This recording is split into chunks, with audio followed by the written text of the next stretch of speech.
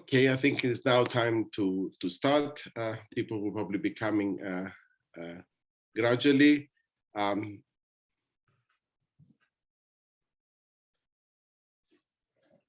Okay.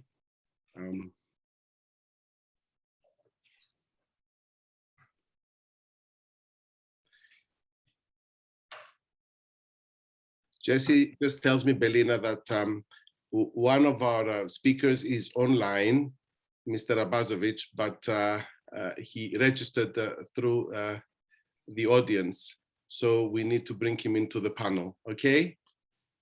Okay, so we can arrange that? Yes, we are dealing with that. Thank you. That's great. So let me start then. Good evening to our panel.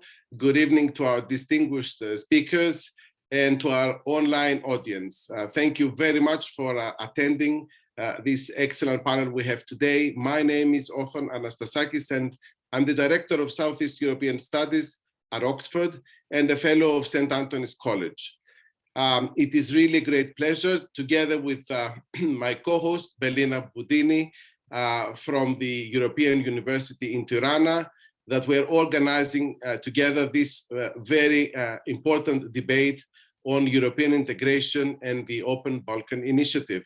I am particularly pleased because we have the opportunity to have in our panel people that really have influence and they are really the top political actors that make the decisions, and they are also influencing opinions. CSOX is celebrating next year in 2022 its 20th anniversary, so we are at a very happy stage in our existence, and we have been dealing since year one with such issues of regional Balkan and European integration through panels, brainstorming meetings, conferences, second track diplomacy, and publications. Our event today discusses the current state of play in regional relations in the region of Southeast Europe, in the context of European integration, and also in the context of global geopolitics and geoeconomics.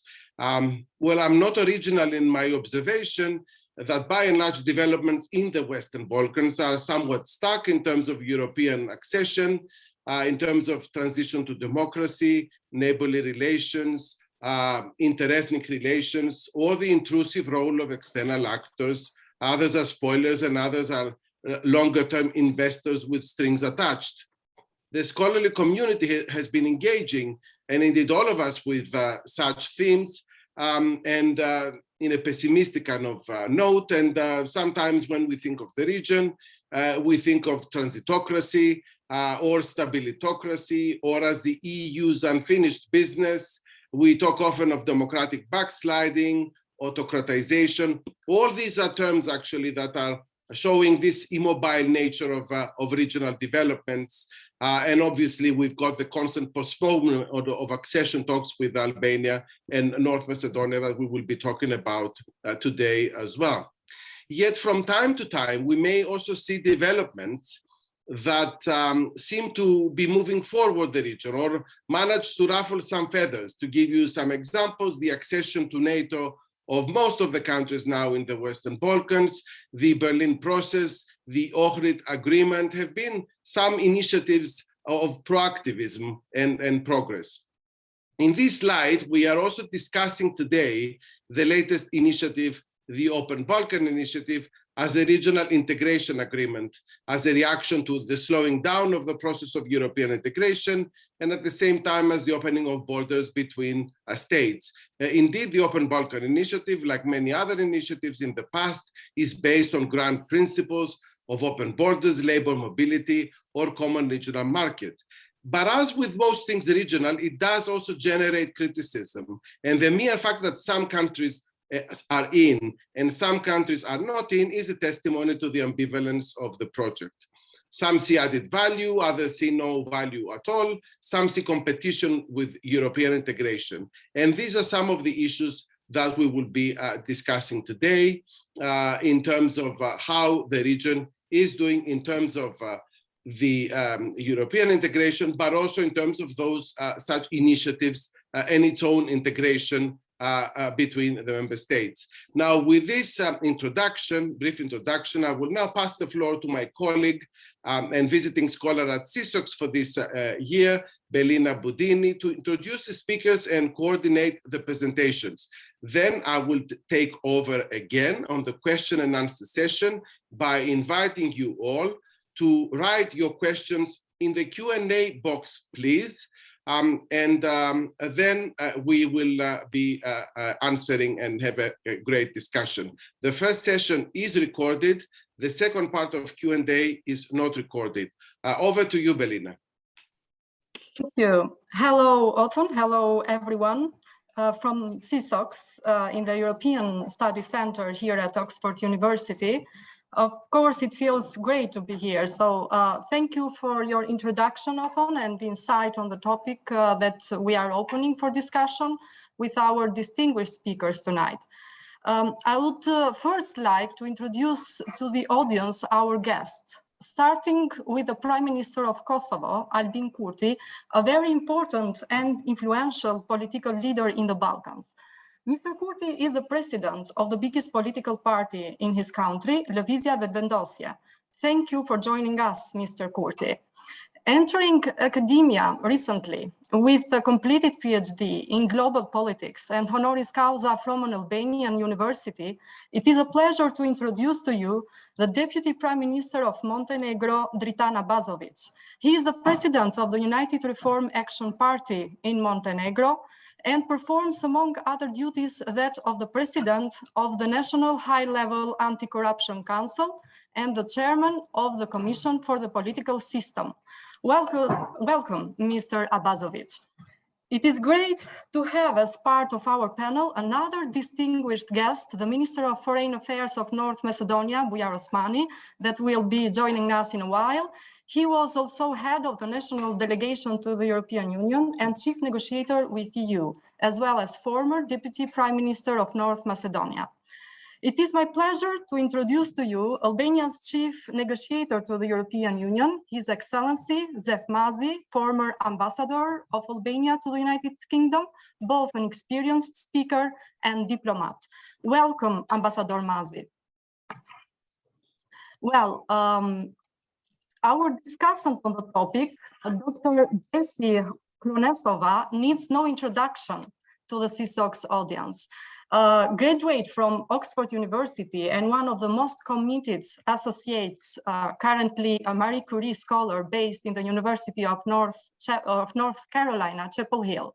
Thank you, Jessie, for joining our panel today. On a personal level, I'm happy to be affiliated with St. Antony's College as a visiting professor and to be able to host with CSOX in collaboration with European University of Tirana this first event together. It has been great to work with your excellent research team on my project that has a regional scope and a particular interest in the representations of Albania by the international media. It has been a wonderful journey so far, and I'm thrilled to find out what comes next in terms of cooperation between our institutions, mutually interested in relevant and high-quality research on important issues that impact the region of the Western Balkans and beyond.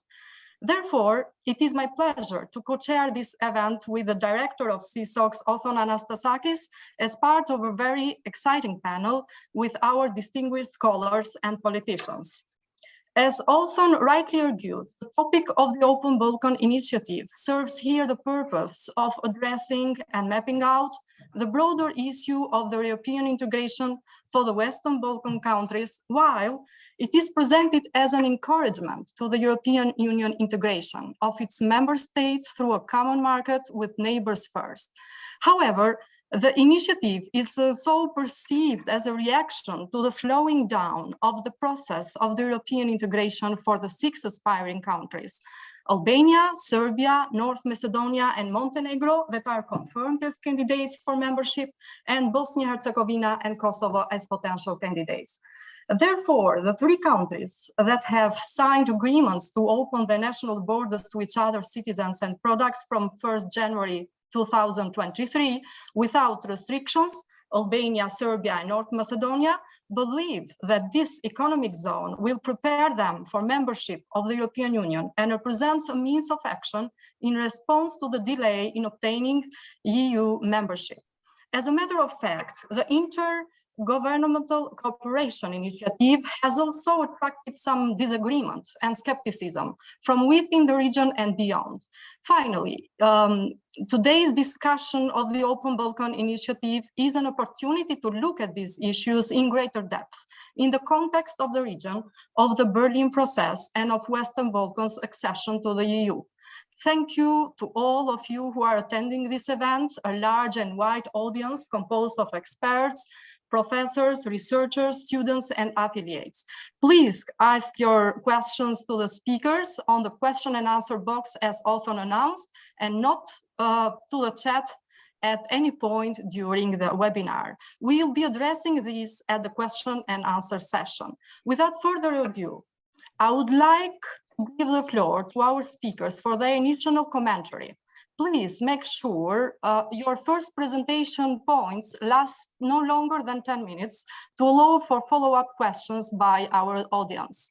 I'm going to invite the first speaker, Prime Minister Albin Kurti, to address the question we have raised in the title. Do you think the Open Balkan Initiative is a diversion on the European integration prospects for Western Balkans and Kosovo, or accelerates this process? Over to you, Mr. Kurti. Thank you. Chairs, Mr. Othon, Anastasakis of St. Colors, Antony's College, Oxford, and Ms. Belina Budini of the European University of Tirana, and greetings to participants, Deputy Prime Minister of Montenegro, Mr. Dritan Abazovic, Albania's Chief Negotiator with the European Union, Mazi, and Minister of Foreign Affairs of North Macedonia, Bujar Osmani, that we are expecting to join us. It is a pleasure to be with you today and speak about the regional cooperation and EU integration. I would like to start on a positive note, which I believe is inherently linked with both the theme of our discussion and our government's approach towards it. In these past 8 months, we have had many positive developments, which to a large extent define the character of our government. We achieved a landslide victory this February, running on 2 main promises: jobs and justice. We had clear ideas and clean candidates with which citizens could both connect and trust. We competed against those who were in power for decades and used public administration, state institutions, and corrupt money to influence voters. We showed that when you have a movement that promotes democracy, equality, development, and social justice, common people with common dreams can come together and change the fate of the country. And we started to implement this vision right after the elections. First, we elected a government cabinet of well-educated and virtuous ministers with no links to crime and corruption. Second, we repaired our economy by closing loopholes and stabilizing the treasury, which was leaking tax money everywhere in customs, public enterprises, public tenders, public licenses, and also tax evasions due to corruption. Then our economy responded positively to these democratic changes, and after a 3.1% contraction in 2020, as reported by the World Bank, we are now experiencing a remarkable economic growth. Our exports are up 66%, our revenues are up for 30%, and we have added nearly 10,000 new jobs to the economy. We are also leading the Western Balkans 6 with the highest average of vaccinated citizens, over 1.6 million administered doses, and with the lowest new cases of COVID-19. We have graduated free education at all levels, including public universities. So education is free of charge, no tuition fees, and started new social programs to help new mothers, newborn babies, and children by giving them monthly allowances. And in accordance with our economic growth and productivity, we will in the future progressively increase the minimum wage.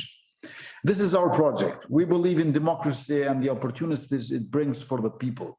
Furthermore, I believe in social democracy. And as a social democrat, we know that it is not enough just some of us to prosper, but to open the doors of opportunity for all. It is with these principles and values that we approach regional cooperation and integration also. I often say that the region needs 4 basic things: rule of law to fight corruption, facing of the past to enable reconciliation, functioning democracy to fight autocrats, and protection and semblance of minority rights across the borders at Western Balkan 6.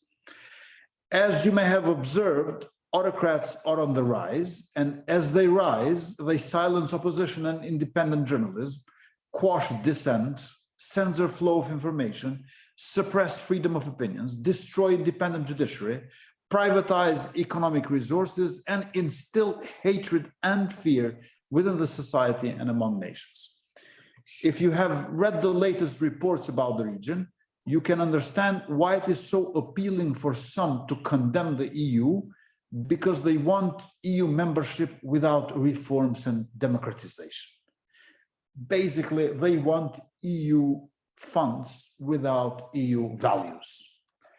I'm sure there are plenty of reasons to complain about the EU and to criticize them for their lack of unity in decision-making, but we cannot afford to turn our backs on the EU and the EU project. After all, we enact our reforms not only to join the EU, but because our citizens demand them. In our government, we don't commit to democracy and rule of law to please the EU, but because that is who we are. We believe in democracy, and we will continue to build a strong, democratic and open society, whether EU can take decisions to advance our accession status or not. In regard to regional cooperation, we must be active but also cautious. We fully support regional cooperation, and we understand that we all gain when we remove barriers to trade and lift restrictions to travel, work, and do business. But any initiative must be within the EU agenda and umbrella, operate within EU rules, and bring us closer to EU membership, not further away. To this end, we hold the Berlin process as the only inclusive framework under which there are many initiatives, including the Initiative for Common Regional Market. We have supported the Berlin process continuously, and we continue to support it as a platform where all WB6 countries are equally represented and as a complementary process to the EU integration, not as an alternative or substitution for it. In this direction, we have also proposed a new foundation for regional cooperation called Southeast European Free Trade Agreement, CEFTA.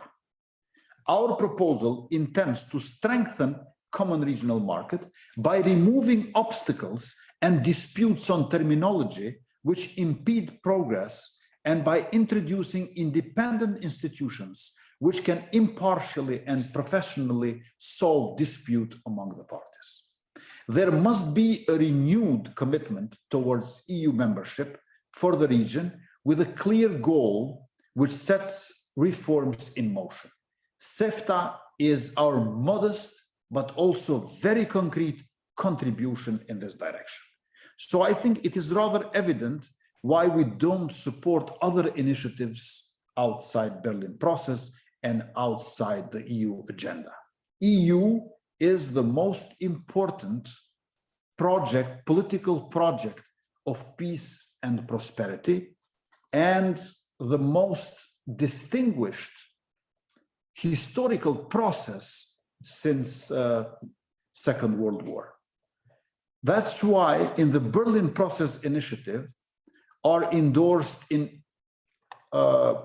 annual meetings by all WB6 and other participants. Common Regional Market was endorsed last year in Sofia Summit, and we fully support Common Regional Market, which seeks to implement EU's 4 freedoms. Freedoms of persons, goods, capital, and services.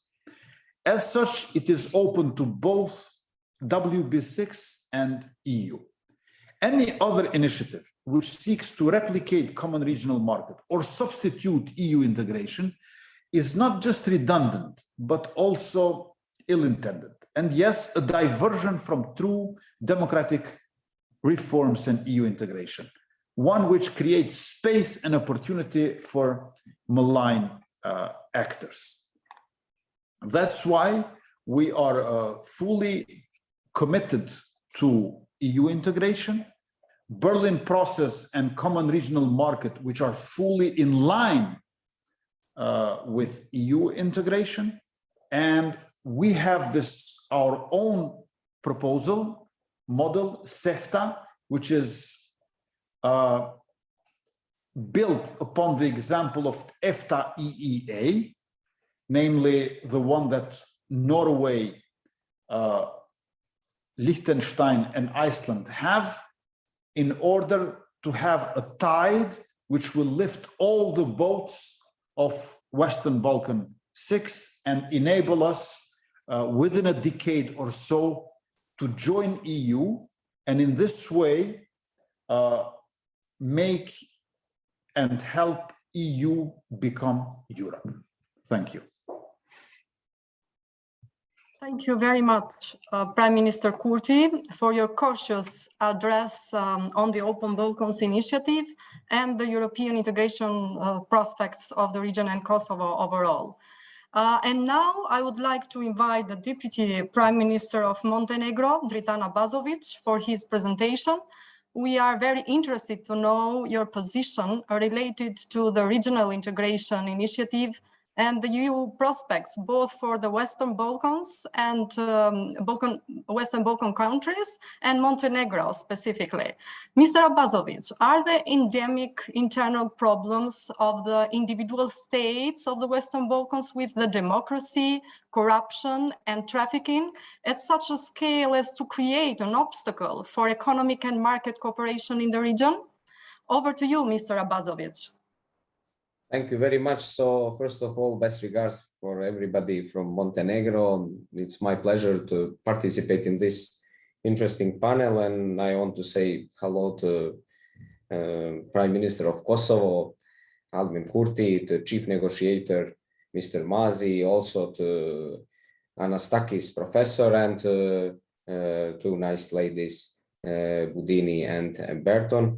So just to make some kind of dynamic or discussion to all this, with the most of the theses of Prime Minister of Kosovo, I am fully agreed. Just want to share something which are maybe pretty same problems in the Western Balkan countries. So most of these countries, I'm talking in name of Montenegro, but I think that problems are the same. So we have a problem with the lack of democracy that is connected with the lack of democratic tradition in this region, but also with our political culture. So the case of Montenegro is very specific. Until last year, we never in our history, we never have the changes in election. Never in history of the countries, not the last 30 years, but never in history of the countries. So people still need to be training for democracy. This is deeply captured state. It's in many factors, in the many sectors is the private state, because we have one political elite which in very small country with a small population, a small territory, make that everything is functional like a private company, with a lot of politicization, with a lack of professionalism, with a lack of independency in the decision-making process of institutions. So we dealing with the corruption like maybe the huge problem of this country, and that corruption is in a high level. An institution is not ready still, it's not ready to absorb and to proceed all this corruption which is still actual here. But I think that for the 1 year of new government, there is the huge success in the way how we dealing with this kind of problems. And that is the reason why we immediately after come to the office create the National Council for the Fighting Against High-Level Corruption. Because without that, we cannot promote the justice. This is the problem. The key problem is to make the rule of law. Without rule of law, there is no economy, or it's not sustainable economy. And Professor Anastasakis mentioned in the beginning that this problem of stabilocracy and transitocracy, but the main mistake was that stabilocracy can provide something good for this region. It's always good to have the stable political system, but stabilocracy without democracy is nothing. In the end of the day, we need democracy, not stabilocracy, because stabilocracy in this part of the world, in many cases, it's autocracy, or it's something which is very close to some dictatorial regimes. So we need to give that new spirit. And I think that everybody in this panel, but many of politicians in the region, want to give some new spirit to the Western Balkan countries. That new spirit, it's impossible without very good neighborhood politics or regional cooperation. And to come to the point, I think that also initiative for the Open Balkan, it's not in the collision with the European integration. I am fully agree with this thesis of the Prime Minister of Kosovo that if something it's looking like a substitution for the EU integration, that is disaster for every of these countries. So our key goal, the key foreign policy goal of Montenegro, is to join EU. So we are not looking for any kind of substitution to EU. And I think that everything, if we think about substitution of EU, that can be very dangerous for our country. If we look the geopolitics, if we look that we are not so strong with a deep state, with a not so strong economy, with a lot of problems inside of society, with polarization.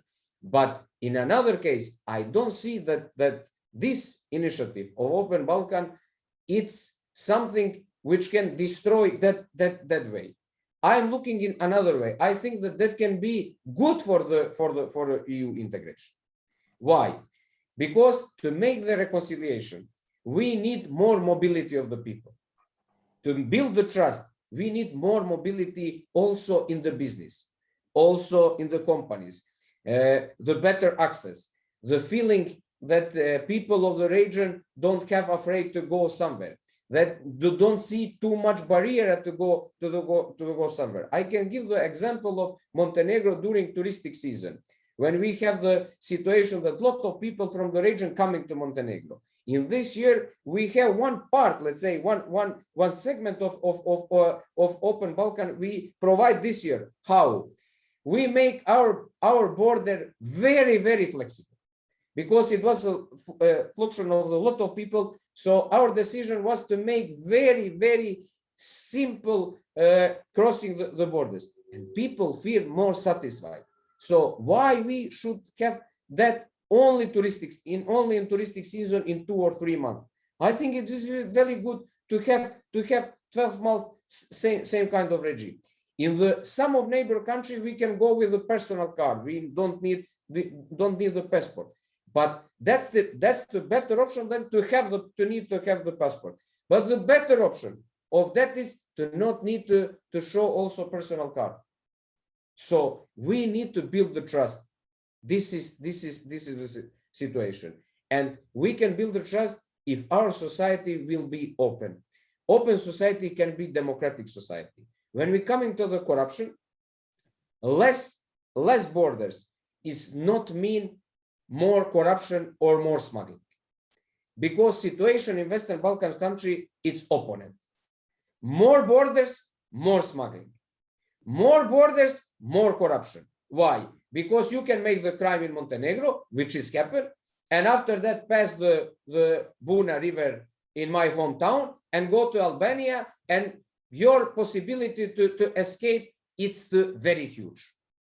So we need to make the cooperation that border is not everything. Border is not everything. We need to make our borders. I think this is something which is very compatible with EU integration, to make the borders invisible, not to change the borders, but to make it invisible, to make very flexible. And also that is very good for the business. But it's a long way to make this kind of society. It's long way because of our history, because of our past, because of a lot of things from the past, especially from the 90s, which are still in different interpretation of the political elite. But we need to convince the people that now it's starting some new era for this region.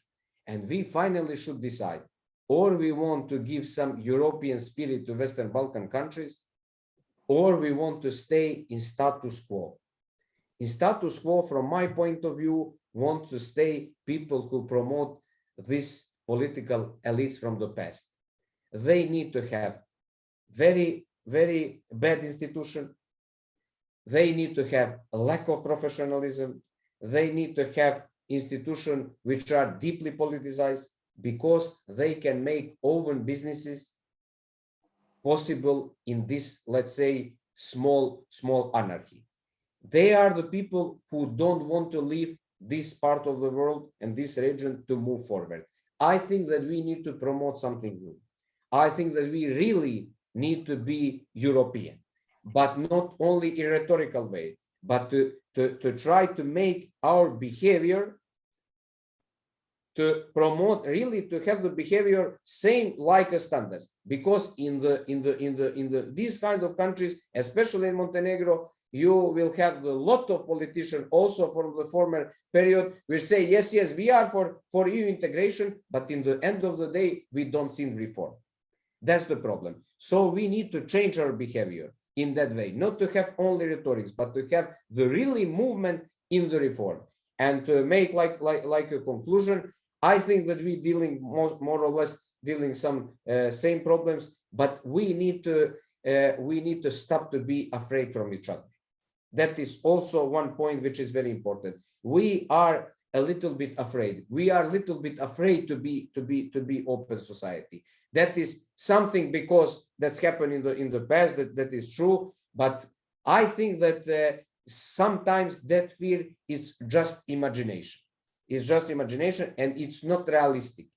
And if we want to build some new Balkan in the way to Western Balkan countries to have different kind of behavior in the future, more cooperation, more focus in the good things. And from my point of view, rule of law and economy are two most important pillars of the changing of focus from these negative things. And negative things is nationalism, polarization, topics which are connected with the religion polarization, with something what's happened in the past. So if we want to move that focus, we need really to be ready to encourage our people. Also, political elites should encourage that we finally stopping with that thinking that somebody out of our country is our enemy, but just to see the friends and the brothers outside of our borders. So my conclusion is these two processes are not in collision. These two processes are also any kind of regional cooperation. It's including the CEFTA or Balkan Open can just, if we doing that, if we provide in the right way, can just support us to move more faster to the EU. And I think that is the final destination also for Kosovo, for Albania, for North Macedonia, and another countries in the Western Balkans. Thank you very much for the insightful presentation and strong arguments, Mr. Abazovic, mostly in favor of the Open Balkan Initiative, I would say, even though Montenegro, as far as we know, has not yet signed the agreement. So it may be a new course for this. Thank you anyway. We'll discuss this later during our question and answer session, and we'll so with Jessie Hronešová. But I would now like to give the virtual floor to Albania's chief negotiator with the European Union, Ambassador Mazi, for a rather expert preview on the regional perspective and European integration prospects of Albania specifically. We would like to know from you, Mr. Mazi, what are the obstacles, the difficulties, and the real opportunities for the European integration of the Western Balkan countries in general and Albania more closely? Over to you, Mr. Mazi. Well, thank you very much. Let me start by first thanking Professor Anastasakis and yourself and Jessie for inviting me, and warm greetings to Prime Minister Kurti and Deputy Prime Minister Abazovic. I'm listening to the speakers before me very carefully.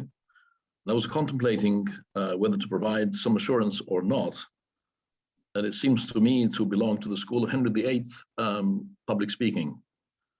As he used to say to his wives, I will not keep you long. So I know what is expected of me in your 10 minutes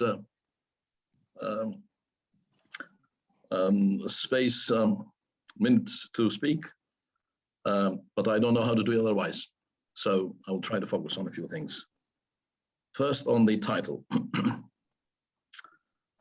The title, to me, seems to be slightly off the target because you cannot describe black and white, either in favor or against. So for one reason or another, including preferences, including subjective reasons, this appeared in the title. I have a green understanding that there is no implicit or explicit tangle out of it. My function and my mandate are clearly defined, and what is entitled is not in my purview.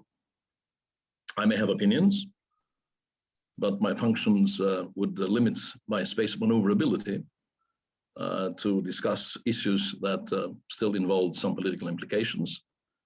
I heard carefully Prime Minister Kurti and the Deputy Prime Minister. These are elected high officials. I am not. I'm a bureaucrat. So now I think that from the outset of 1992 onwards, there has been a political, strategic, unchanged, steadfast top priority orientation and direction for my country, in line with Albania for EU and NATO integration into them. It will continue to be like that, and it is as simple as that. There is not even the slightest imaginable detour from this course. So now, to conclude this issue of the title, I think the colleagues of the Oxford University would know better than elsewhere the meanings of the word diversion, which could be diverting resources from one subject to another. It could be a retouring, detouring, a digression, divergence, and so forth and so forth. But it also has another meaning. And the other meaning would be entertainment, could be amusement, could be hobby, could be pastime, and so forth. Now I prefer to use the second one, the B version. So to conclude these opening remarks, as Professor said at the very beginning, would like to see also some key points on where the state of play is and how the state of play is for integration of Albania. And this is also in line with the second part of your question. So actually, it has been for quite some time that we hear from European centers that the place of Western Balkans belongs to Europe. It's in Europe, based in Europe, and they keep repeating it.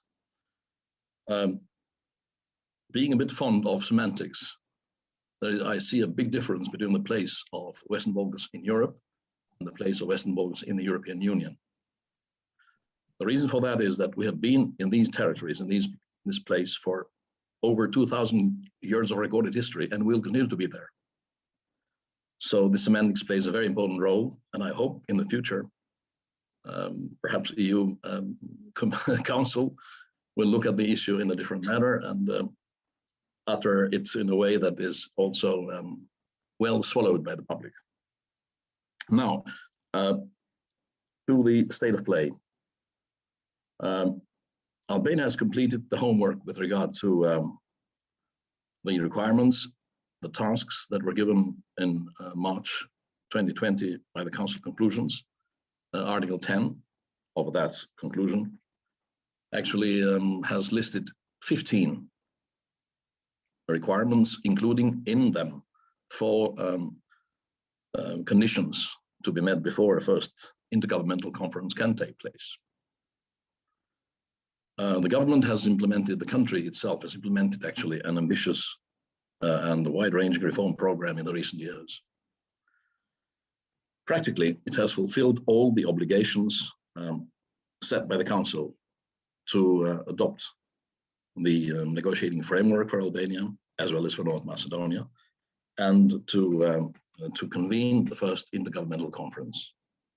But I want to note, however, that this process, which a lot of countries continue to call it enlargement, and this is my personal view, the word enlargement has started in the early 90s when the European Union at that time enlarged its numbers by including Austria, Sweden, and Finland. And then it continued with the Salonika summit. The word now won its citizenry. But actually, the borders of the European Union will not change east, west, north, or south with the Western Balkan countries. So it's not an enlargement process, in my view. It's an inclusion process. Because actually, our countries are an Innenhof, the Germans would say. It's an internal garden of the, not even a backyard or a front yard. It's an internal garden of the European Union, encircled all over the Western Balkans by European Union countries. So I think that the enlargement process, whatever, I'm using the same term, is more than meeting the conditionality criteria. Political dynamism of this process seems to have been slowed down, and it must, this dynamism must be regained by all means. So it is even more important now in view of the adoption of the negotiated frameworks and the meeting and the convening of the first IGC, including by implementing the new methodology for our countries, for Albania and North Macedonia. And amongst the obligations that the country had to fulfill are electoral reform that went in line with the OSCE ODIHR recommendations, the deep and comprehensive judicial reform. I can talk even at length about it, because it went through a vetting process which included over 900 staff of the justice system, out of whom 62% have either been dismissed or resigned in order to avoid vetting. And another obligation was to have a track record that keeps enhancing, increasing, improving, to have outcomes in that track record to fight corruption, to fight organized crime, and proven record of fundamental rights and minority rights. So this was recognized, actually. It was recognized in writing, institutionally, by the European Commission report Albania 2021, when it explicitly said Albania has met all the requirements and all the conditions, if you like, for convening the first IGC. So we have an increased engagement of the EU. I use the word engagement in order not to have we have the EU on our side, because using the word side reminds me of a story I read as a true story. A gentleman was walking in Whitehall, and he bumped into another person and said to him, "Excuse me, sir, do you know which side the Foreign Office is on?" And he said, "Of course, it's on our side," and walked away. So that's why I avoided to use the term side, but to say engaged. And so it is very important that the EU continues to be fully engaged, as it will be, and to make full use of the political dialogue with Western Balkan leaders. The Barton summit confirmed how important this dialogue with Western Balkan, amongst Western Balkan leaders and the EU leaders is. And I'm very glad I was there, and I'm very glad that that meeting, that summit concluded.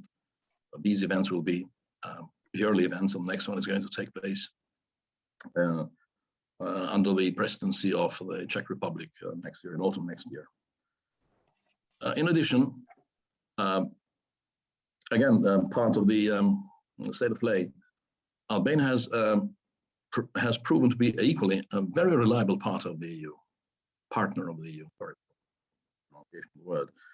So it conducts, and it has conducted, and it will continue to conduct a foreign policy that is 100% aligned with the foreign and security policy of the European Union, and mostly in taking part also in active participation in missions and operations within the context of the common security and defense policy of the Union. So I think that most of the tasks and obligations and requirements have been met, and the key thing is that there is full determination to continue to meet all the requirements for the future, because as Prime Minister Kurti mentioned, I agree with that, and as also the Deputy Prime Minister of Montenegro mentioned, this is not done for the sake of the EU.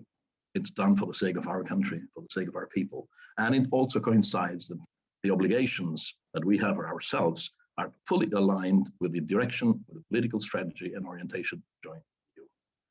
So we recognize that this is a transition period. We are not yet done. Of course, it's clear. But there is a determination of the government, and I see this determination of all the 6 countries of Western Balkans with regard to continue with regard to EU-related reforms, European-based foreign policy, good neighborly relations, regional cooperation, be it economic, political, whatever. It's only helpful. It can be only helpful, and it remains strong. It is going to be increased, become even stronger. So with this determination, I think when it comes to positions and decisions on the EU path, we very much look forward that by the end of this year, we probably will not go empty-handed to celebrate the season's holidays this year. We expect, North Macedonia expects that all countries in the region look forward to having news from council meetings. The GAC and the General Affairs Council is meeting on the 8th of December. On the 14th is the GAC again, and the Council of Prime Ministers meeting on the 16th and 17th of December. That is the last meeting this year for the Slovenian presidency. I have to end these introductory notes of the first question that you put forward with an open thank you for convening this, and thanks to the Slovenian presidency for keeping enlargement very high on its agenda. They have been very instrumental to push forward. We've had also support from a lot of countries, but keeping it high on the agenda is extremely important at this very crucial moment of time in which we expect positive news, further steps on the process. As I mentioned earlier, it has slowed down, but there is no reason, if you look at it strategically, to agree to slowing down the process or to stop it at all. So we very much look forward, and we have to be optimistic, though cautiously optimistic. Thank you. Thank you very much for your presentation, Mr. Mazi, and the insightful, reminding and slightly optimistic points on the integration prospects for Albania and Western Balkan countries in general. I would like now to invite for a very short presentation the Minister of Foreign Affairs of North Macedonia, Bujar Osmani. We have a pre-recorded video from him, but I don't know, Othon, probably we have to take the questions and go with Jessie for a discussion before doing that. In order for him to take his time, he is traveling to Sofia because of an exceptional events happening there with accident and the situation that we all know about. So probably before giving the floor to him, we would like to invite Jessie for an immediate reaction to the conversation so far. So please, Jessie, you can take over the floor, the virtual floor. Thank you. Thank you very much, Belina, and thank you, Othon, for the invitation. And it's great to be in such a distinguished company. Thank you for your insightful remarks.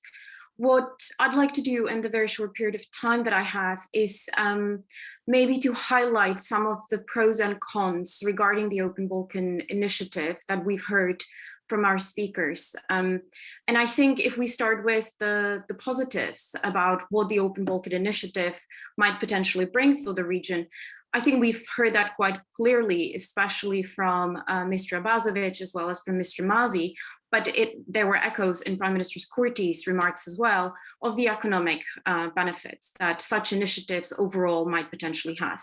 And let me bring in some numbers.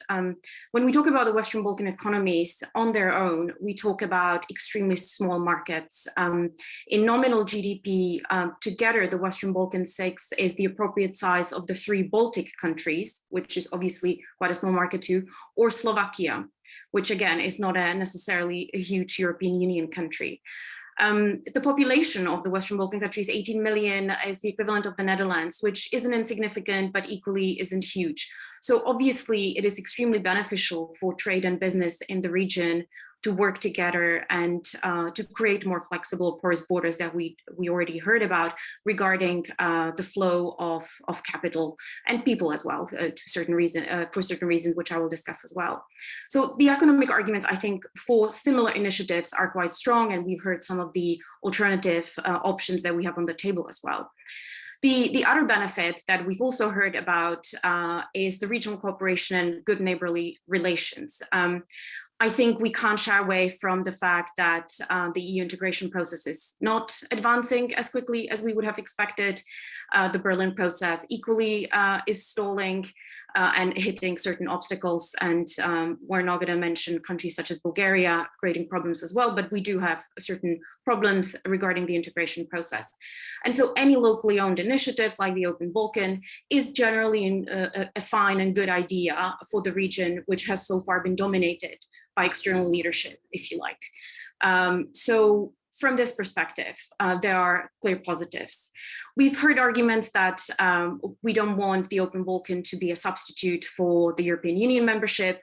I think there are strong arguments to say that, historical arguments and historical evidence to say that this might not necessarily be the case. We might look into Central European countries or even Baltic countries that have created certain sets of unions and more porous borders in order to help each other to join the European Union rather than compete with the idea of the European Union integration. One might mention the Visegrad Group, which obviously wasn't an economic initiative, but that initiative then led to the CEFTA agreement that we've already heard about, which was the Central European Free Trade Agreement, which now the Balkan plus Moldova countries are members of. So the substitute argument might not necessarily hold. Regarding the regional positive cooperation, obviously we have loads of evidence to say that the more people travel, the less biases there are. So the reconciliation positive effect might be there as well, regarding increasing trust that we heard about as well, and basically dealing with some regional problems that are linked to past and transitional justice in regional joint fora. So, and this might be another opportunity. So those are all the arguments that we might put forward with regarding why the Open Balkan Initiative might be a good idea in theory. Now, we've heard also some of the negatives, mainly for Prime Minister Kurti, why that might be problematic, especially regarding the European Union integration. So I'm not going to repeat those. Basically that it's competing or substituting the common market, common regional market idea, and that is duplicated the Berlin process, which it is, and actually in Prime Minister Rama words, it is 100%. Those are his exact words. I think there are other issues on the table that we need to discuss regarding the Open Balkan Initiative, and those are maybe questions that I would like to pose to our speakers. One of them might be that the Open Balkan Initiative is creating well-founded apprehensions that any economic initiative coming from certain countries might be shying away from political issues that are on the table in the region and might be distracting from the real questions that we have and clouding them in economic problems. President Vučić on the recent meeting said that, and I quote, "Political issues are easier to resolve when you attract investors." Unfortunately, economic theories tell us that the logic runs the other way around. It is political stability and mature democracies that attract investors. And we can't expect investment to create more prosperous democratic countries. So this shying away from political problems is also linked, obviously, to the idea and the fear in the region, especially on behalf of Kosovo and Bosnia and Herzegovina, of a fear of Serbia domination. And I think we need to be quite open about this and ideas such as Serbian world. And I don't expect our speakers maybe to directly address this, but these are certain certain apprehensions that we see both in the population as well as in the leadership of some countries, because the main champion of the Open Balkan Initiative is Serbian President Vučić. So we need to be quite open about that. But I think there are some other problems that we might talk about regarding what actually open borders mean in terms of countries that have quite a weak rule of law, and open borders might lead to not only free movement of trade, business and people and so on, but also crime, obviously, although we've heard counter arguments to that, which I'm happy to engage with. But I think fundamentally the issue that I would like to ask our speakers, and mainly probably a question to Mr. Mazi, is what is the fine print of the Open Balkan Initiative, and how will we ensure that the practicalities and the implementation of such an initiative would actually be successful? Mainly because we know that some similar initiatives have failed in the region, like the Common Regional Market Initiative, which still has not been implemented. And I think it's really, we need to be honest about the fact that devil is in the detail. There is no shortage of pledges in the Western Balkans. There is shortage of delivery and implementation.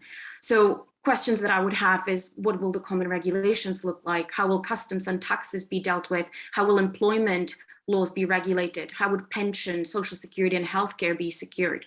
And how will firms from Kosovo, for example, manage to be certified in Serbia if they can't use the name of their country on the certification? How will property rights be dealt with? And that is a big issue in Serbia right now. So those are all the fine details and fine print details of the Open Balkan Initiative that we do not have.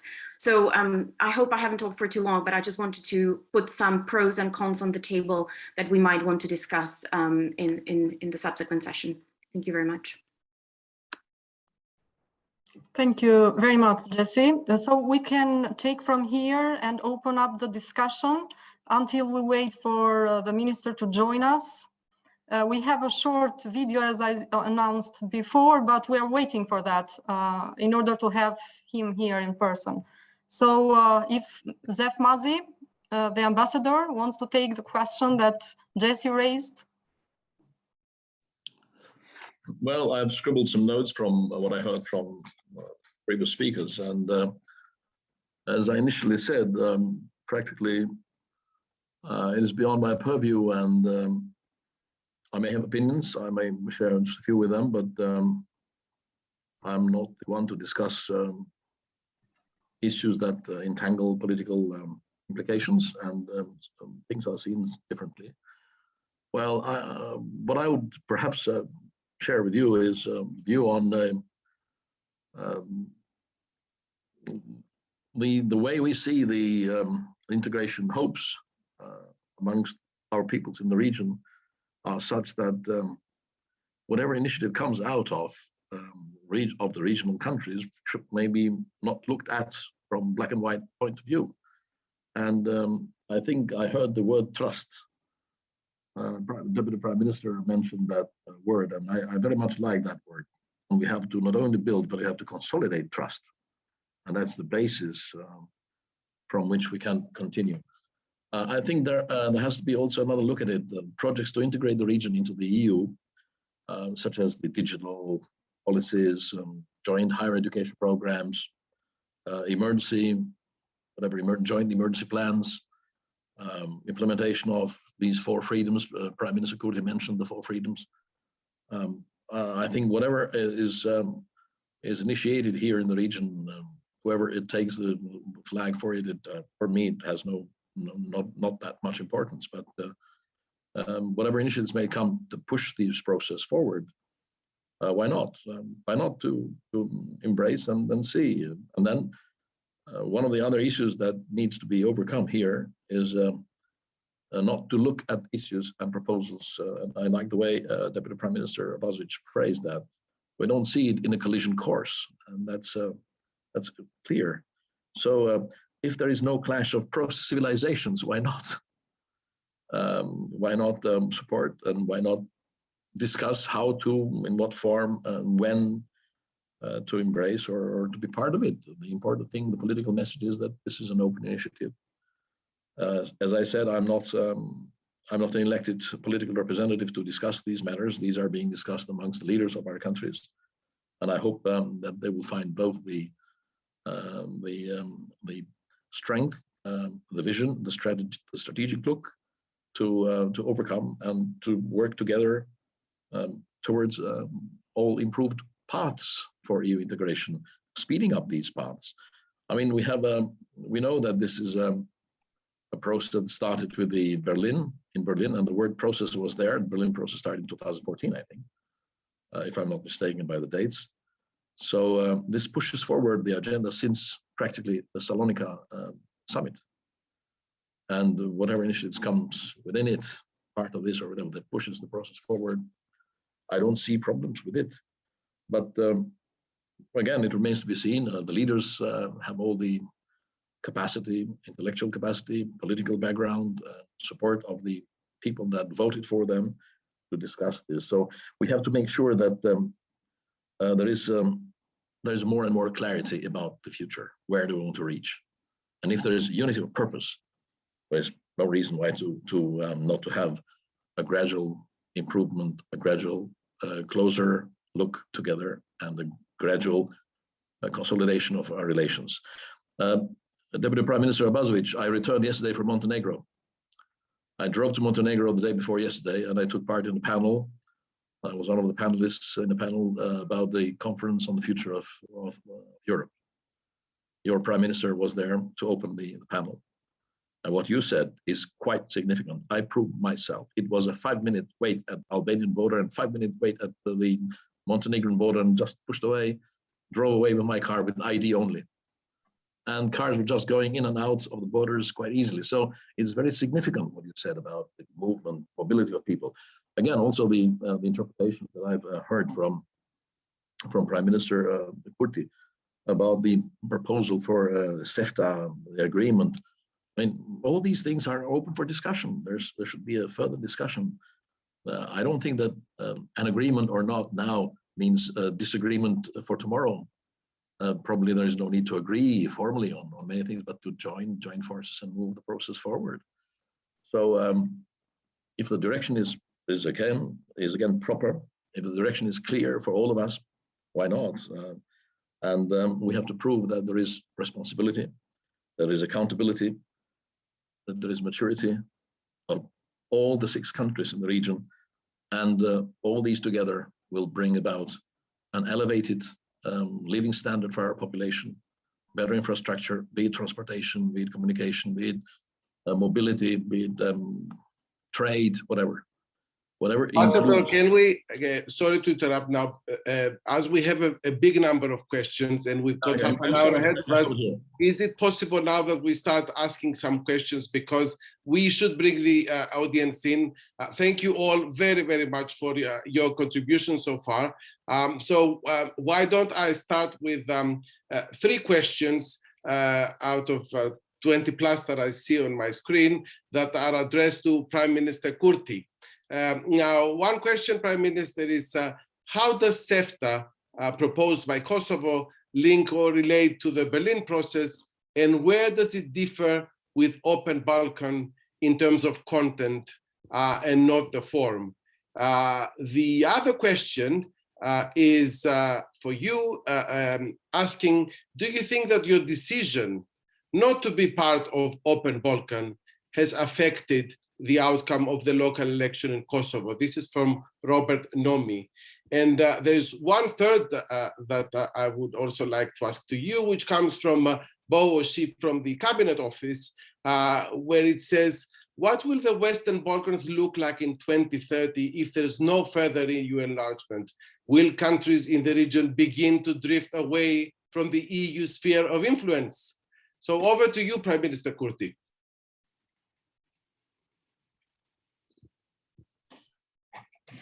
Thank you for all these 3 questions. CEFTA, Southeast European Free Trade Agreement, is not enough anymore. We are represented there by UNMIC, and we believe that we should have CEFTA, which would have EU inside, in all its joint mechanisms, namely a committee, a council, a surveillance authority, a court, because you cannot have a common market and four freedoms without common mechanisms. And we believe that in these mechanisms, EU should be ingrained in its principle and in its authority. That's why I've expressed my reserve toward Open Balkans initiative, because there is no EU. I like only regional initiatives which have EU inside from the onset. The second thing is that, you know, Balkans is not only 3 countries, it's not even 6, it's 12 countries. And Balkans is much larger than this initiative. I like open society, to be honest. You know, the word open for me is more for the social aspect of life. And if we want open Balkans as geography, then the real test is whether Serbia is open for Kosovo. I think Serbia should recognize ID cards, passports, certificates, diplomas, academic and professional qualifications, custom stamps, and Serbia does not do any of these. So how are we going to have open Balkans if Serbia is not open for Kosovo? And that's why we proposed CEFTA on the model of EFTA-EEA. As I said, a tide which will lift all the boats, where in a regional initiative, we are going to surpass all bilateral disputes. And I do not see this outside of EU integration. On the contrary, I take something which EU invented itself. So a joint council, a surveillance authority, a court, these would be mechanisms which would make sure that what we promise, we will be delivering. Let's say Western Balkan 6 into EU in 2030, with milestones every 3 years in 2024 and 2027, where you might go back as well if you do not move forward together with others. So I think that in this way, EU would strengthen itself, because it would be more present in the Balkans. And at the same time, Western Balkans, which is in Europe and not neighbor of EU, but surrounded by EU, would finally join EU in a decade or so. And on the other hand, EU could shrink its border, outer border, external border, for around 3,000 kilometers. Security-wise, it would be beneficial also for EU. On the other hand, I do not belong to those leaders who believe, let's say, in some Balkan self-sufficiency, neither as political orientation or as cultural sensitivity. I think that EU is our fate and Europe is our continent. I do not want to belong to something which is like apart from EU and open for other powers, because it's problematic when Serbia, with its president, advocates open Balkans while being very open for Russian Federation and China. This is very problematic. We didn't take any vaccines from Russian Federation or China. When I took office 8.5 months ago, there were 0 vaccines in Kosovo, 0 contracts on vaccines, and 0 negotiations on contracts. And now we are at the top of the Balkans, only with EMA and FDA verified vaccines. So we have clear European and Euro-Atlantic vision for our country. So when a country which has free trade agreement with Russian Federation, which has bought a lot of military equipment from Russian Federation and from Belarus, for that matter, which has sold 51% of its gas industry and gas storage to Gazprom, when they tell us that we should all be open, you know, of course, I have my reserves and skepticism. And I think that instead of Serbia telling all other Balkan countries that we should be open just as she is, rather they should get open for Kosovo by recognizing our ID cards, custom stamps, professional and academic qualifications, so we can move freely as people, but at the same time, capital services and goods. Regarding relation with local elections, I don't think I never heard anyone doing such analysis. And we came out as first party in local elections, but we didn't win much. We didn't win as much municipalities as we expected, because local elections with runoff are a different ball game, perhaps similar to tennis, where you can win a lot of games, but you have to win sets in order to really win. And the last thing is that's why we propose Western Balkans joining EU, because we do not want to think Western Balkans at this stage also a decade after. I don't want to bring here any kind of horror scenarios what might occur, but let's think positively and progressively. And that is, in a decade, all of us into EU, as Madam Barton Hronešová was pointing out, 18 million people, the size of Netherlands. On the other hand, our combined GDP is less than 40% of Czech Republic, or less than 15% of North Rhine-Westphalia. So that's why I was saying to my German colleagues and friends, and to my French colleagues and friends, bail us out, bring us in, because I think that's good for both EU and Western Balkan 6. It's not only EU important for Western Balkan 6. 20th century teaches us how important is also Western Balkan 6 for the EU. We want to protect, defend, and strengthen EU. And I think this can be achieved by putting not in diachronic relation, but in synchronic relation, internal consolidation of EU and its enlargement. The essence of EU is enlargement. And I believe that EU should remain faithful to this essence of it. Thank you very much, Prime Minister Kurti. Now I've got another set of questions for Deputy Prime Minister Abazovic.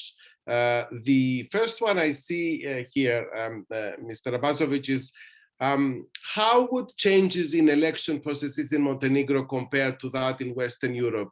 How would it differ to current previous election process in Montenegro? Why do you believe election is not democratic in Montenegro, besides the same party being in power for over 20 years? That's the one question that comes from Zinaida Dedic.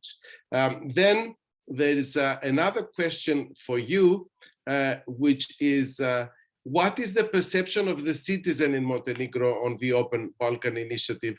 Are they supportive of the idea or not? And I have a third question as well, which might be addressed to all of you, but it's interesting in terms of how these regional initiatives connect to the national interests of the countries. David Bauer asks here, for all the panelists, Dr. Abazovic mentioned the concept of invisible borders in the Balkans. Barely a week ago, a meeting between officials from Kosovo and Albania saw Albanian Prime Minister mentioning to be in favor of unification between Kosovo and Albania. Simultaneously, Serbia has been pursuing policies mobilizing ethnic Serbs in Montenegro, Kosovo, and Bosnia to varying degrees for its own geopolitical goals in the wider region. Are projects such as Open Balkans a powerful tool of Europeanization in the region, or mere Trojan horses of respective nation-building projects beyond established borders in the Western Balkans. I think that's something that you can all associate with and relate to this question. So, Deputy Prime Minister, would you like to start, please? Yes, thank you for the question. So first question behind the election, situation, why we don't believe in election process, because the election process was disaster.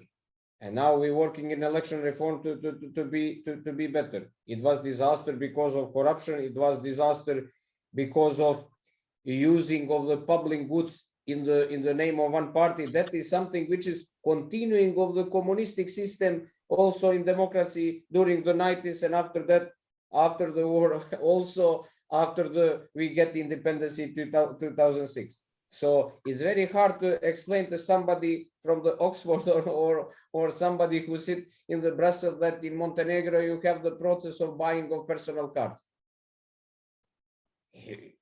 Can you imagine that? So you take 50 euros to buy your personal card if you support the opposition just to not go to the election. This is the reason. So I don't want to go deeply in that, but that is all it's connected with this democratic process. So I think that finally people in Montenegro understand that they can change something in election process. It's not up to new government. We will have another elections. So now it's demonopolization of the political spectrum. Everybody is important. Small party is important. Big party is important. So everybody is important. Every single MP is important. So this is the way how we can build our democratic life. This was impossible before, and that's the reason why I am really critical about the whole election process in the past, which made it in Montenegro. About this is very good perception of the citizen about the open Balkan. Perception of the citizen about open Balkan in Montenegro. I didn't make a research. But the communication about open Balkan was disaster, very bad. Why? That was represent like an idea of the Alexander Vučić. And the former government and our current president Đukanović, he always used this to say this is the idea of Alexander Vučić. And okay, we can accept some kind of argument that Alexander Vučić had a very big influence in this idea, promote this idea. But where I have the logical problem, if we think that open Balkan, it's only useful for Alexander Vučić and can be start with Alexander Vučić and will finish with Alexander Vučić, I think that we should not join Balkan. It's very easy. But if we think that idea is important, it's important to know the something which is good for the state. Doesn't matter who is in the power. It doesn't matter who will be in the government or in the president, in Serbia, in Montenegro, in Albania, in Kosovo, everywhere. If we want to make something like a regional cooperation, like an activity of this government and not for something which is long-term process, I think that is not good. And I am not for that. But if we think that we should build something which can be for the long term, like a long term, something which can use for the cooperation of the Western Balkan countries, I think that is not so bad. And we should make the distinction between idea and promoters of idea. I think that communication about open Balkan was very bad, because it's very easy to attack these kind of ideas, to say this is they want to make the great Serbia. We have in Montenegro every time we have this kind of discussion. Also, Madame Barton mentioned this. We're calling that Srpski svet, that the Serbian world. This very existing idea in Montenegro. We are strongly against that. We want to build European world, not Serbian world. We want to join European world with all our identities. What we are very proud. Everybody have rights to feel like this or like that. This is what we want to measure. The perception is bad because nobody explained what is exactly benefit from that. Nobody explained in Montenegro. I'm talking only in Montenegro. What is the benefit from that? What is the benefit? The benefit is to make these borders invisible. The benefit is that goods should not wait in the tracks for the days, in the borders, in everywhere in the region. The benefits can be if we make data for fighting against organized crime. So if we're looking for someone in Montenegro to give the same data and to provide the data to airport in Tirana or airport in Skopje, and somebody who wants to escape from that to be arrested, also to make it in Montenegro. This is the idea. Idea is to go in the common market. Idea is to go with the common project, especially infrastructural project. Yes, this is true. This is true. What Prime Minister of Kosovo say, that we have this combination. We want a little bit to work with Russia, a little bit to work with China, a little bit to be in EU integration. But this is our problem. I think that we need to make society which provide more trust political elite. And if we don't do that, it can, for us, it not will be the answer Balkan open or EU if we continue like making a foreign policy all around, or to have some geopolitics which is understandable for everybody. So I think that we need to change the communication. If we want to provide some idea, I think that is good. It is one thing what is mentioned, and what is what mentioned Prime Minister of Kosovo about recognizing of the documents, of the IDs, of everything. I'm looking like this. We are together in some initiatives. If we are together in some initiatives, we are recognizing each other. This is the way how we can recognize each other. If you invite Montenegro to join some initiative, you invite to join like a country. This is same for Kosovo, same for Bosnia. So if somebody want to invite you just personally, like Dritan or like someone else, that is something else. But if somebody want to join, you join like a country. And in that way, you are recognized. And that will be very big thing from my point of view, very big thing also for Serbia to recognize Kosovo in that aspect. To recognize, to say, okay, these are the countries, here we working something, maybe just for the one sector of economy, we working something, and we need to recognize each other. I looking in that, if somebody explain in this way, that can be attractive. But if we going that this is idea of Serbian world, nobody will accept. So half of the Montenegro or 70% people in Montenegro, including me, will be against that. But if we say that this is something what is like an investment for the future, for our European future, not another integration. So it's good to have good relation with everybody, but we should know where is our final destination, and who is our first let's say foreign policy partner.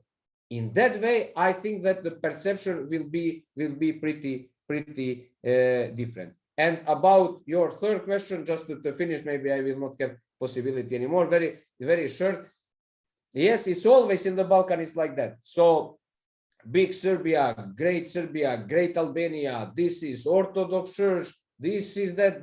It's always like this. So I think that we need to move a little bit from that kind of narrative. I think that narrative was used for the many years, especially in last 30 years, And this formula was not so good for the people who living here. So we need to move, from my point of view, in some another rhetorics, in some another narrative, which will be more progressive, more pro-European, with the more cooperation, with the more focusing in the good universal values. And I think that will be, in the end of the day, really making the great thing for the people. It doesn't matter, are they feeling like Albanian, Serbs, Bosniaks, or another Macedonians, it doesn't matter. I think that will be the great idea for this region, to move. Thank you very much, Mr. Abazovic. Following from the discussion so far, in line with your emphasis, I would like to point out that Western Balkans are often referred to, actually, especially by the media, as a conflictual and divided region. So historically speaking, we have an overall negative image of the Balkan countries, and this persists. So this is also related to each separate country, and this is demonstrated in the research that I'm conducting here with CSOCs on the foreign media coverage on the Balkans and Albania.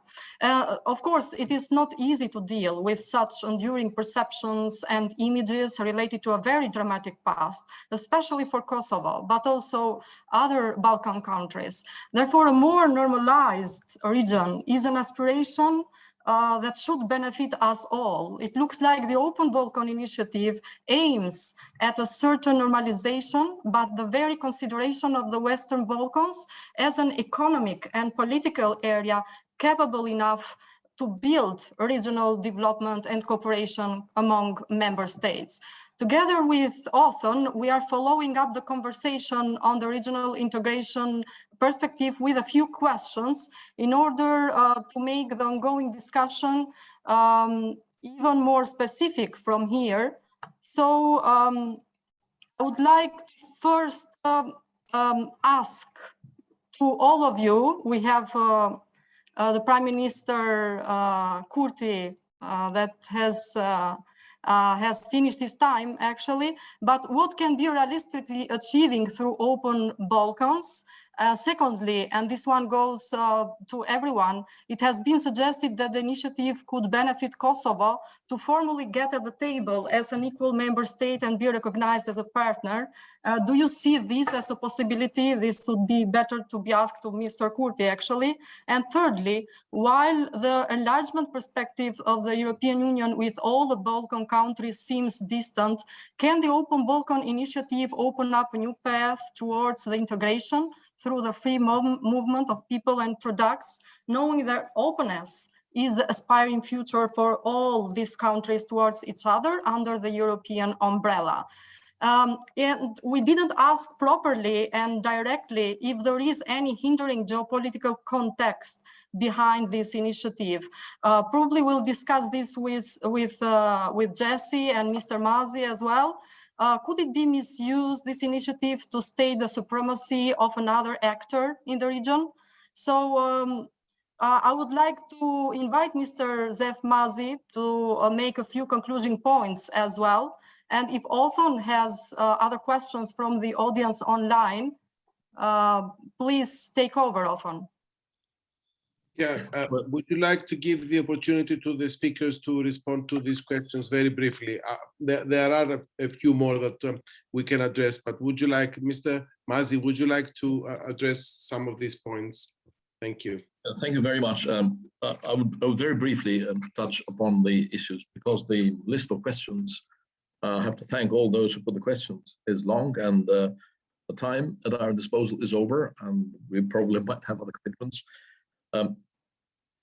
Very briefly, first, the issue that the title is referring to, as I said earlier, is not a black and white thing. It's a very complicated issue, as it has become political. Now, as we have one objective, which is EU integration, all of us, I believe, Albania believes, the EU is the glue for our nations. It binds together all our nations into the EU context. And once the countries of our region would join the EU, borders will be unimportant. They will be invisible, practically. So the question of borders is not an issue that we can discuss now at length, but the future of our country into the EU would automatically make these borders unimportant. The other issue I want to raise, as I heard also earlier, I don't want to speculate about terms that are used. Greater Albania, smaller Albania, Greater Serbia. I don't want to speculate about this. But for us, it is clear, and for the region it's clear, and it has to be clear also for EU. The Albanians have been living in their territories in the Balkans for thousands of years. They have lived only in their own part of this world, in a small part of it. It has to be clear. On the other point that was raised by Belina, the issue of perception. That's very, very problematic, and it is true. It is the perception in some countries of the EU, not all the EU countries, that all bad things into the EU territory originates from the Western Balkans. It is not true. It is not true, and it cannot be like that. It cannot be that case. First, the perception is a problematic issue which requires generations to heal and to mitigate as an issue. Second, the information that they have is based on facts, on semi-facts, half facts, untrue issues, as well as real facts. So it's a whole pot together. And in this pot, to put the finger only in the perception, in misuse of facts or the non-fact, semi-fact is wrong. And I don't know what is behind the media that stimulates this and then aggravates the situation. My final point is this. You are all aware that the two governments of Albania and Kosovo, G2G, they had a meeting last week, I think. And this meeting was a very successful one. It brought about, for example, that's what I scribbled as I was hearing the speakers before me, visa liberalization in border areas, closer cooperation amongst officials, several bilateral agreements were signed. So it is very possible then to reach agreements. It is very possible to reach agreements and move ahead. And if there are no agreement for the moment, let's talk again, sit down and talk, weigh all pros and cons, gradually, slowly, discuss around the table and come to conclusions. So to conclude this, I want to thank you all for this possibility to engage in this discussion. And I'm not sure I might be able to continue for very long my presence here, perhaps another 5 minutes, because I have another obligation at 8. I hinted at that this is what's going to be, but I missed the dates of this meeting still. Well, thank you very much. Mr. Mazi and Mr. Abazovic, we can finish in 3 minutes. I've been going through the questions, and there are a couple that I may want to ask you that have been some cross-running themes across the questions. One is whether, Mr. Mazi, you should be able to respond to this, whether the fact that Kosovo and Albania are in different directions on the Open Balkan Initiative, does this affect the relationship at all? And in what way? And then, Mr. Abazovic, there is a question about the role of Turkey, if you want to respond to this, and maybe also, about Russia as well, in this kind of conundrum, shall I say. So with these questions, I think that we can finish, but if you would like to address this as well. Well, thank you very much. As you asked me the first question, I don't, well, of course, there are different, it's normal amongst relations, in relations amongst independent states to have opinions that may be identical, maybe partly agreed, maybe not agreed. I mean, this is a process, and I don't see at all that some different views of looking at that issue or another issue, I don't know, would affect anything. The meeting, the joint meeting of the two governments last week, and so many agreements were signed and so forth, is a proof that having perhaps different viewpoints on this or in that moment, in fact, it does not affect at all our relations. We will strive and work very hard to improve our relations with the Republic of Kosovo. Thank you. Thank you very much. Mr. Abazovic, your last words? Very short. About Turkey. Turkey don't have too much activities in Montenegro. It is much more in the region. There is not too much an economical activity, but we have very good relation. With Russia was the problem in the past, and that is historical problem. It is a long influence of this country, and they also have own political favorites here in the country, which we trying to follow in the way to don't go out of control. But that's a problem. But I want to mention China influence. China start to be very influenced in our country. The biggest infrastructural project, building of highway, which is up to 1 billion euro credit. It's taken by Chinese with one very untransparent process, and that make a mess in public finance of Montenegro. I hope that in the end of the day everything will be fine, but that kind of contract which make former government, it's incredible bad for the national interest, and that is the reason why also EU and the EU financial institutions should be more present in the region, to be more active, to make decision process a little bit faster, because in another way it will be very problematic also in the future to keep the country out of this kind of negative influence. Thank you very much, Mr. Abazovic. And indeed, your reference to China is a very, very big issue. We hope that we can have a conversation on this as well, because it's definitely an external actor where we all need to know more about. I would like, before we close, to ask Jessie whether she's got any kind of final comments as our great discussant. Jessie, over to you.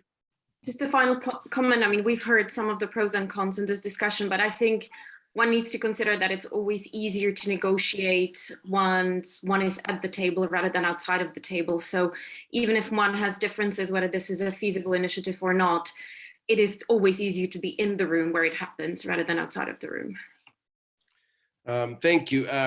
Belina, would you like to make some final statement as well from our discussion? So I'm happy it went well, except the fact that we didn't hear about Bujar Osmani, Minister of Foreign Affairs of North Macedonia. If the audience is still here, we can still do it. So it's a very short video message from him of 2 minutes. And I will conclude with him because we wanted to have like all of the representatives from different states having a say on this. What do you think, Othon? Okay, if you've got it ready, then we can look at it. It's Okay. 2 minutes, right? Okay. Okay, we are trying to play it now. Thank you.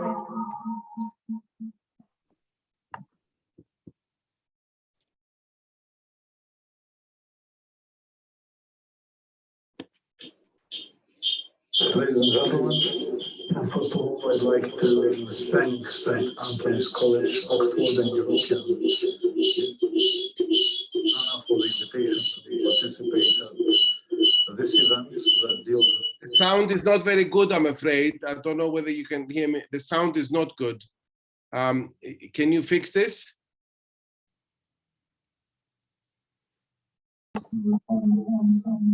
No, I think the sound is not good. It's okay. We'll use another opportunity because it's not a good sound, Belina. So I think that we should now bring our discussion to a close. I would like to thank all our excellent participants. If you would like to unshare the screen as well, please. I would like to thank Mr. Kurti, Mr. Abazovic, Mr. Mazi. I would like to thank my colleague Jessie, Barton Hronešová, and also Belina, that she really has been pivotal in terms of putting together this panel. What we take out of this is that the region has an independent voice. That's very, very important. And at the same time, it's a voice for the European Union, and the EU needs to listen to this because it's definitely an unfinished business that has to take place. We will continue with this kind of conversation, but for the moment, thank you to all that are attending this event. Thank you to the panelists again, and see you in our next event next year. So have a good holiday break, and we'll see you next year, next calendar year. Bye-bye from us at CSOX, and thank you very much for attending. Thank you. Bye-bye. Thank you. Thank you very much. Thank you.